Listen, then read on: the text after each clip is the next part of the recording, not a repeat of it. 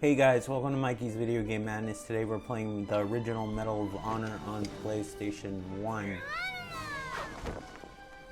This was actually proposed by none other than Steven Spielberg. He was a huge fan of the GoldenEye games, and he just finished filming Saving Private Ryan, and he actually went to his company, DreamWorks. I don't know if DreamWorks, I guess DreamWorks Interactive did exist then, so he did have his own video game company. And I guess that got fizzled in at EA eventually. But basically proposed to make a World War II version of GoldenEye, and basically Medal of Honor was the result. So it's kind of crazy what the roots are and the type of game this was supposed to be compared to what it ended up turning out to be. And I would like to see this series resurrected to maybe the larger scale wars, but maybe with the characters and stuff that they had. This one's more heroic. I prefer the sequel, Medal of Honor Underground. But for today, we're playing this, so, yeah. Let me adjust the sound so maybe you can hear me better, because I know how much you guys love to hear me. My enthusiasm.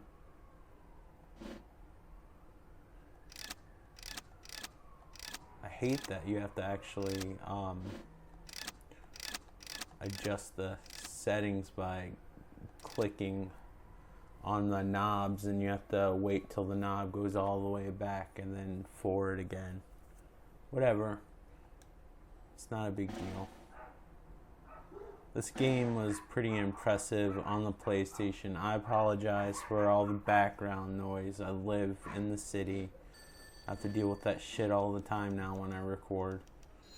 My dog's getting all worked up. So basically you're in the OSS, which is basically like the Secret Service of World War II, or you're like a double agent or something. I don't know what the proper terminology is right now. Good morning, Lieutenant. I'm so tired. I probably shouldn't be recording videos. I've had a lot going on today, but I really have been wanting to put out videos just for my sanity a little bit, I guess.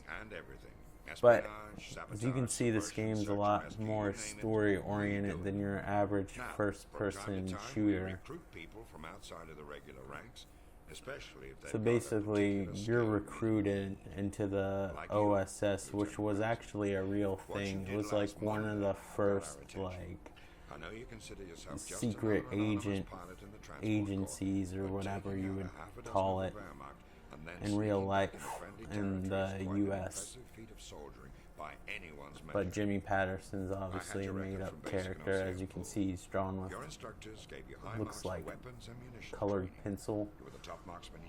But anyway, that's the story.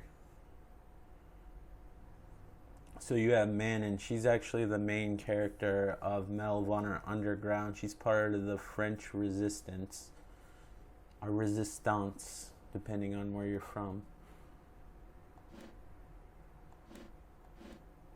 So the earlier Medal of Honor games are more about being on your own instead of being in a huge army, because frankly the PlayStation couldn't handle a full-scale war. That's why when Medal of Honor Allied Assault came out, the D-Day level was a pretty big deal, and then Frontline did the same thing.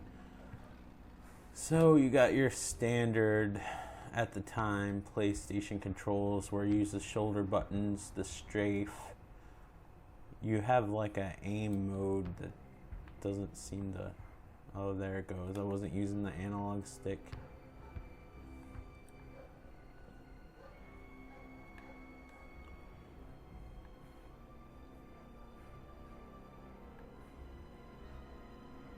You can use both analog sticks on this game, but it's kind of weird. I probably should have adjusted the controllers a little bit better. The controller, excuse me. One cool thing about this game is it actually recognizes where you aim to hit the enemy, he reacts to every area instead of just having one death animation, which I see in even newer games, which is weird. There's very little environmental destruction, which was somewhat of a big thing in GoldenEye. You can bust out windows, but that's about it. This is probably the most unrealistic M1 Garand or Grand, depending on who you are, ever made, because you can cock it like a fucking shotgun and it's already loaded. It doesn't have the 8-bullet ping. See? It has 8 bullets though. Yeah, so you just cocks it back and it's automatically loaded. But I mean, there's only so much they could do with the technology at the time. The draw distance isn't the greatest, but this game surprisingly is still really fun, at least to me. And it's really affordable. I got a mint copy for like $5 or maybe less than $5, but around that price range. In the case, barely any scratches. They're pretty popular. And if you wish, you can buy it also off of the PlayStation Store, which isn't the way I would personally go. Since you can play PlayStation 1s on the PS3, this is actually being played on the PS3, which puts it a little bit more in widescreen and smooths it out a little bit. Not as much as the PlayStation 2 would, but it makes it so it at least looks somewhat bearable on your flat screen TV, because let's face it, older games do not hold up on flat screen TVs very well. This really doesn't have the auto aim system that the GoldenEye had. GoldenEye really, in my opinion, hasn't really been replicated really until like Perfect Dark came out, which was made by the same people. They just lost the 007 license. And this is one of those games you might not like, kids, because you don't have regenerating health. This game's score, which unfortunately I turned down because I was scared it was going to be too loud, is actually made by the composer that does all of J.J. Abrams' soundtracks now. The soundtrack in this game is really good. It sounds like John Williams actually did it. I think the soundtrack in Medal of Honor Underground is like way more powerful, but whatever. If you get hit by that machine gun in this game, you're pretty much dead. It'll like kill you in 1 second in this game. One thing that's funny is everything looks like it's made out of steel in this game. They have like the same bullet hole decal for everything. But the game, surprisingly, if you can get over the graphics, fun-wise, in my opinion, holds up well. Of course, you can see the draw distance leaves a little to be desired, but I mean, you have to put in context the time that this came out. I know polygonal graphics don't really hold up all that well compared to like something sprite-based like Doom.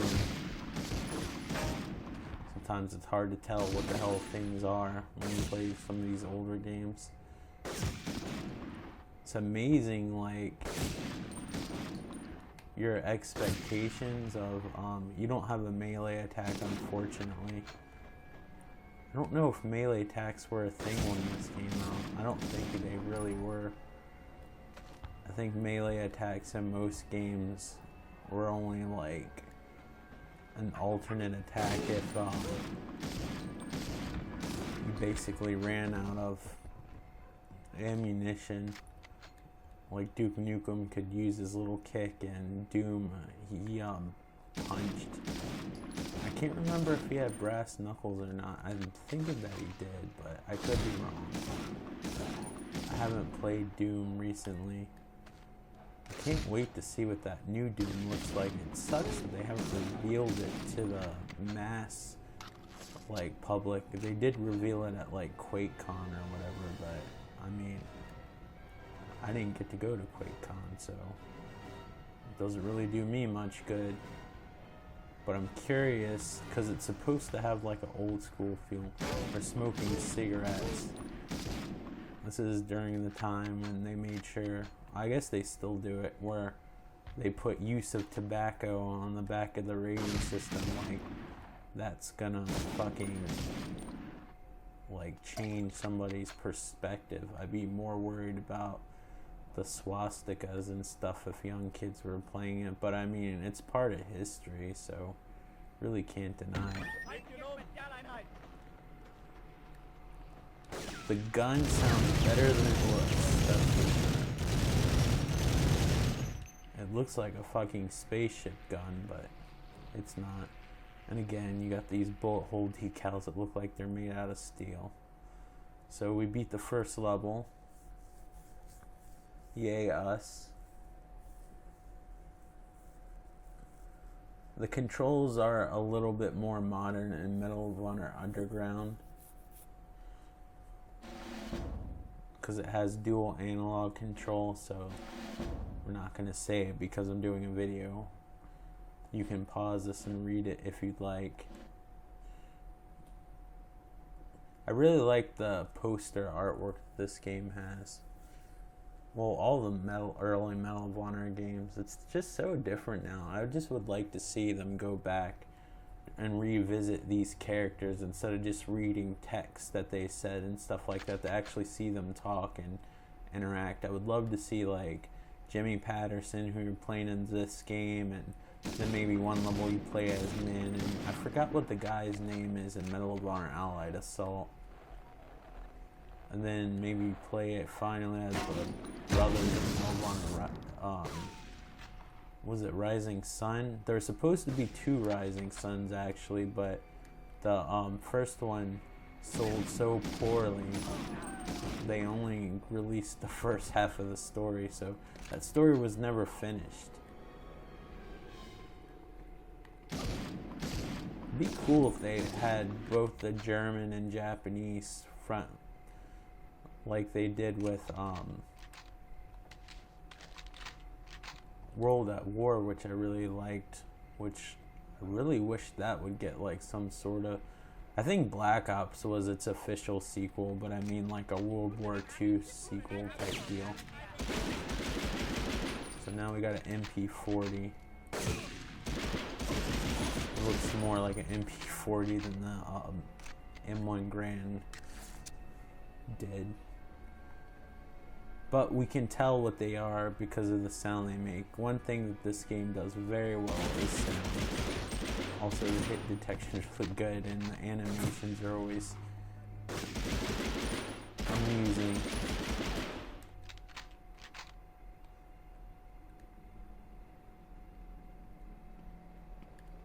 And like I said, you can find this game just about anywhere. The PlayStation Store, the regular store, like a used game, not like GameStop, but like a pawn shop or a mom and pop video game store, and you can find it dirt cheap. Like I said, I got this mint condition for $5. It's hardly a collector's item. They made 1 billion of these. This was like the go-to PlayStation 1 first-person shooter. PlayStation 1 didn't have a lot of first-person shooters. If you wanted to play first-person shooters, you'd get the Nintendo 64.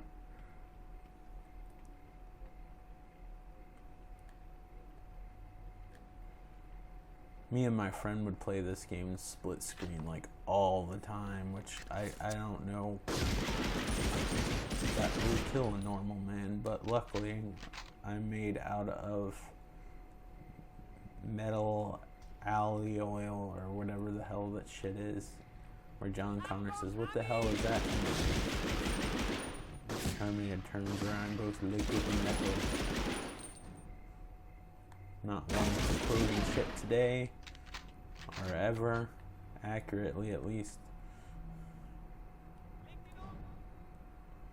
Hopefully you get the gist of it though. But I mean, the game's mechanics are, some things are new.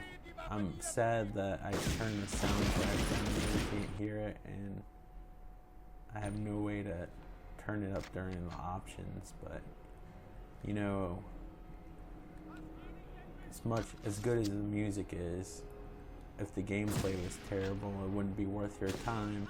Luckily it's fun. It's just, I think the hardest thing that you're gonna have to adjust to if you want to play this game are the older style controls, and of course older polygonal graphics, which, you know, aren't the best. This was in between the time of like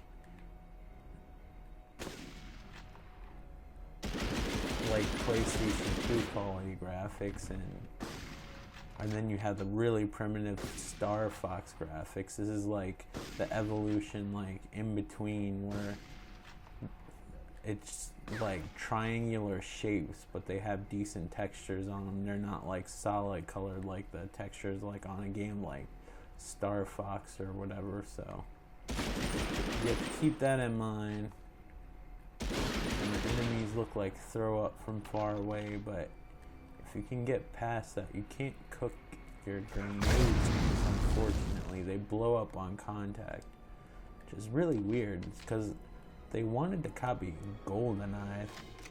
I think that they could have done like a better job with the weapons, but you know, I don't know what the PlayStation was capable of versus Nintendo 64. I know the PlayStation was capable of like more space, and you'd have like more levels and sounds and video and stuff, and the PlayStation was capable of better textures. But I think as far as geometry goes, the Nintendo 64 is actually better. That's why GoldenEye has way wider open levels. I don't even think the GoldenEye remake is really like an accurate representation of GoldenEye. I think the closest that you can get to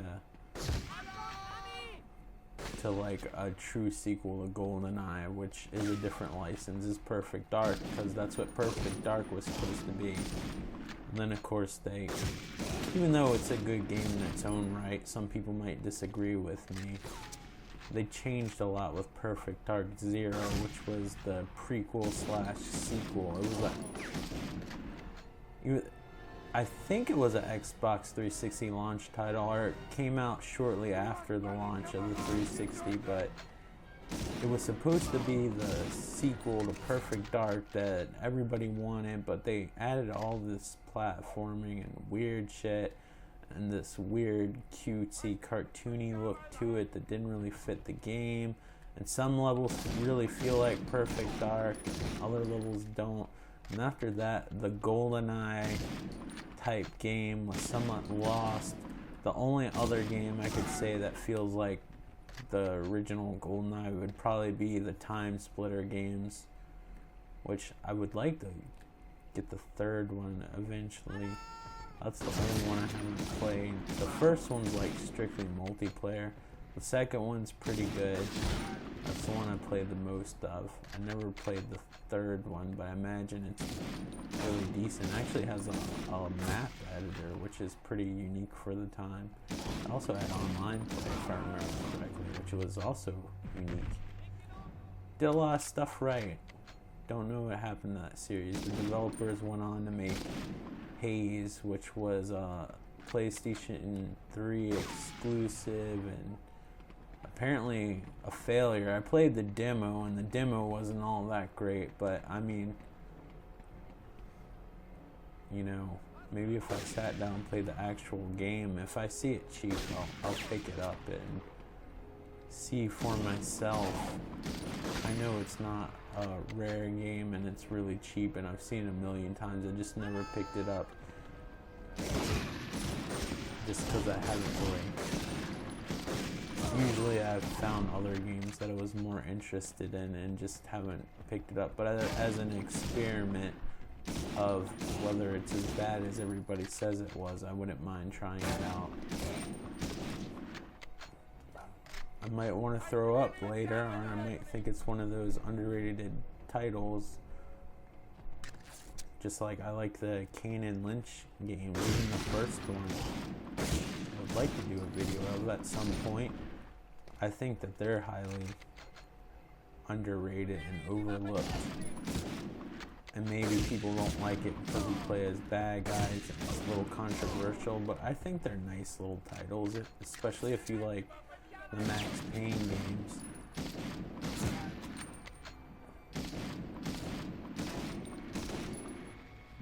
I don't think they're making a third one ever because I don't think the second one sold well. It's all about sales. That's why people don't want to take a chance, because people are scared to create new IPs or do anything new, because usually when they do and the game doesn't sell, sometimes the company goes under, and you just can't risk that in this economy. I forgot where to go.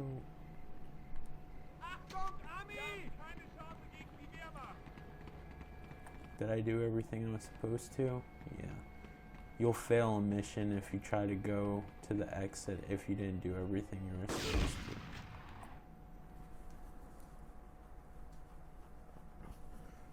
to. Yeah, they're not making any of those, and Haze's failure probably prevented Time Splitters from ever getting made. So yeah, I guess we're stuck with the current first-person shooters, and Medal of Honor, the last one, didn't sell well, which wasn't a terrible game. I don't think it's the best game I've ever played in my life. I think the first modern Medal of Honor was better, but I think the second one was really fun. Although it might be the shortest first-person shooter I ever played, but it was fun while it lasted. And then it had the Battlefield type multiplayer. I think that's where the problem was with Medal of Honor. As fun as those games were, and they deserved to sell more than they really did, but as fun as those games were, I just don't think they stood out enough. They got lost in the crowd because everybody tried to come out with a modern game. What would make Medal of Honor stand out, especially now that they're trying, Call of Duty's going the futuristic route, Battlefield's Battlefield, and then they have the spin-offs, and then they have Battlefront. What would make Medal of Honor stand out, in my opinion, if they go back to like World War II, Vietnam, the Korean War, stuff like that, and revisit some of these characters that they put so much work into. Don't let them get lost in obscurity. EA says Medal of Honor is sleeping and not dead, and they'll resurrect the series when the time's right. I don't know what the fuck that means. That might be an indirect. We're never going to make one again because we're making so much bank on all these other games, but who knows. But this is Medal of Honor 1 on the PlayStation 1. If you're a PlayStation person that's into playing older PlayStation games, if you haven't already, I would recommend to pick this up because it's one of the better PlayStation games and one of the best PlayStation first-person shooters.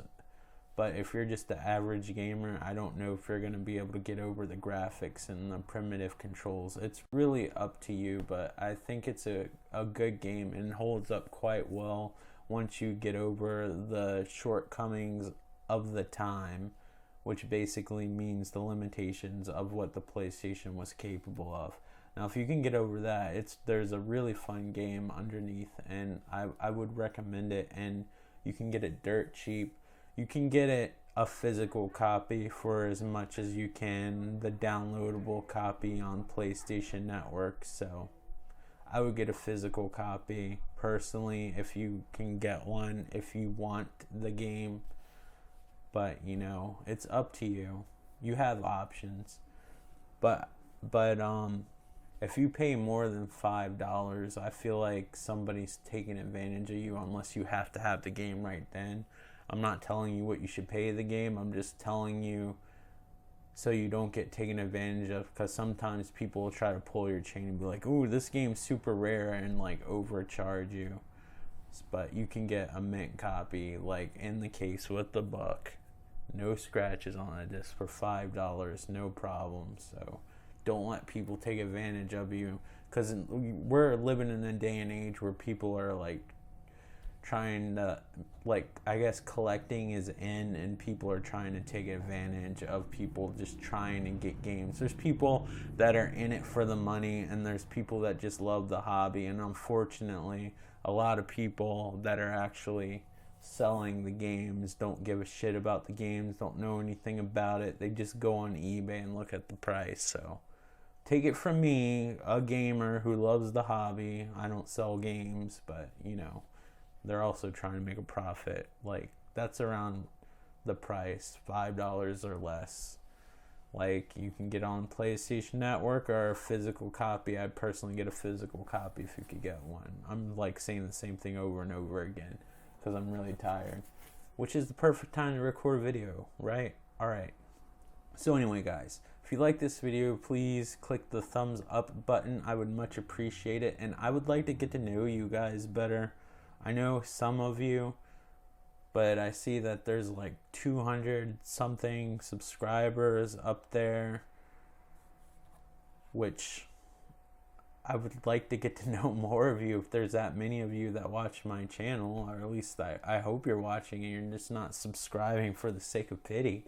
But yeah, I would love to hear from all of you. Like, I do this, I mean, partially for the community. I mean, I selfishly make channels so I can watch videos too and be able to look back at games as long as YouTube's around, that so I can remember them just in case one day I can't play them anymore.